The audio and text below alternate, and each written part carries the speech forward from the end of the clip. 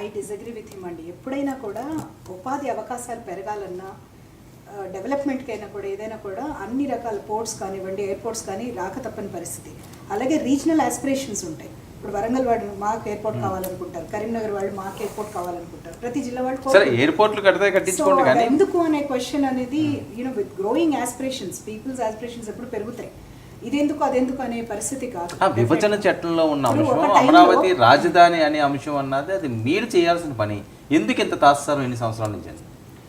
అలా తాస్చారు అని ఏం లేదండి, వాళ్ళు చేసే అలికేషన్స్ చేస్తున్నారు. అండ్ డెఫినెట్లీ చంద్రబాబు నాయుడు గారు, పవన్ కళ్యాణ్ గారు వీరందరూ కలుస్తున్నారు. From time to time allotments జరుగుతున్నాయి. సో అవి ఒక ప్రాసెస్లో వెళ్తున్నారు వాళ్ళు, అంతేగాని ఇది రావట్లేదు అని అంటానికి లేదు. డెఫినెట్గా మోడీ గారు ఏదైతే ప్రామిస్ చేశారో ఆంధ్రప్రదేశ్కి ఆయన పర్యటన సందర్భంగా ఆయన ఓపెన్గా చెప్పడం జరిగింది, అవన్నీ కూడా దే విల్ ఫెసిలిటేట్. సార్ పెద్దలు సభలో మీడియాలో ఉన్న పెద్దలు మాట్లాడి 1 by 1 సమాధానం చెప్పుకుంటారు సార్. ముందుగా మా వైసీపీ సోదరులు మాట్లాడడానికే ఆన్సర్ చెప్తాను సార్. వీళ్ళు ఇప్పుడు ముందుకు వచ్చి ఏం చెప్తున్నారు, ఆ రోజుల్లో 19-24 మధ్య మా సపోర్ట్ లేదు కాబట్టి మేము గట్టిగా అడగలేకపోయాం, నరేంద్ర మోడీ మెడలు వంచలేకపోయాం అని చెప్పి చెబుతున్నారు సార్. ఇదే మాట 2014-19 మధ్య మీ జగన్మోహన్ రెడ్డి గారు ఎందుకు చెప్పలేకపోయారు? అప్పుడు కూడా బీజేపీకి ఇక్కడున్న టీడీపీ సపోర్ట్ కానీ ఇంకో పార్టీ సపోర్ట్గా అవసరం లేదు, వాళ్ళకి కావాల్సిన ఎంపీలు అక్కడ ఉన్నారు. కానీ ఆ రోజు మీరు మాట్లాడిన మాటలేంటి, అధికారంకి వచ్చిన తర్వాత మీరు మాట్లాడిన మాటలేంటి? జనాలు మీ మాటలు విన్నారు కాబట్టి, మీరు చేసిన చేష్టలు చూశారు కాబట్టి మీకు 11 సీట్లు ఇచ్చారు. మాకు ఎమ్మెల్యేలు లేరు అంటున్నారు కదా. సరే, మాకు ఎమ్మెల్యేలు లేరు కాబట్టి మేము బయట ఉండి పోరాటం చేస్తున్నాం. మీరు 11 మంది ఎమ్మెల్యేలు ఉండి ఏం పోరాటం చేస్తున్నారు? కనీసం అసెంబ్లీకి వెళ్ళలేకపోతున్నారు. బహుశా దారి ఖర్చులు డబ్బులు లేకపోతే చెప్పండి, ఆ డబ్బులు కాంగ్రెస్ పార్టీ తరఫున మేము ఇస్తాం వెళ్ళటానికి రావటానికి. ముందు అసెంబ్లీకి వెళ్ళి మైక్ తీసుకొని మీ యొక్క లీడర్ని మాట్లాడమని చెప్పండి అండి. మీరు మామేం పడుతున్నారు? మేము మంచి చేస్తే మంచి అని చెబుతాం, చెడు చేస్తే చెడు అని చెబుతాం.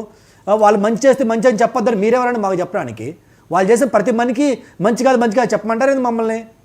కొంచెం చెప్పేటప్పుడు ఆలోచించి చెప్పండి. ఇంకపోతే సార్, ఇందాక మన జనసేన సోదరుని మాట్లాడతా ఆయన చెప్పింది యాజ్ ఇట్ ఈస్గా ఢిల్లీలో ఎంపీ గారు ప్రెస్ మీట్ పెట్టి ఏదైతే మాట్లాడారో అదే మాట్లాడారు సార్. దానికి ఎగ్జాక్ట్ కొద్దిగా కూడా ఎక్స్ట్రా మాట్లాడారు, యాజ్ ఇట్ ఈస్గా మాట్లాడకొచ్చారు సార్. ఇప్పుడు నేను చెప్తున్నాను సార్, ఇందాక బాలకాటి గారు అన్నట్టు ఎయిర్పోర్ట్లు వస్తున్నాయి. అసలు ఆ ఎయిర్పోర్ట్ వెళ్ళటానికి ముందు జనాల దగ్గర డబ్బులు ఉండాలి కదా సార్. డబ్బులు లేవు సార్. ఇందాక ఏం చెప్తున్నారంటే వీళ్ళు వికసిత భారత్ అన్నారు. అది వికసిత భారత్ కాదు, వికసిత లోటస్ సార్. ఎక్కడ పోవాలి విమానాలు ఎక్కి? ముందు డబ్బులు ఉండాలి కదా సార్ జనాల దగ్గర.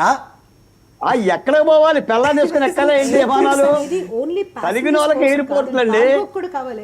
ఇంకోటి సార్, లాజిస్టిక్స్ వికసిత భారత్ అన్నారు. అది వికసిత భారత్ బడ్జెట్ కాదు సార్, వికసిత లోటస్ బడ్జెట్, వికసిత కార్పొరేట్ బడ్జెట్ అది చెప్పాలి. ఎందుకంటే 2019లో సార్ ఇదే నరేంద్ర మోడీ గారు బడ్జెట్ ప్రవేశపెట్టినప్పుడు వాళ్ళు వాడిన ఇదే మాట వాడారు సార్, వికసిత భారత్ అని చెప్పి.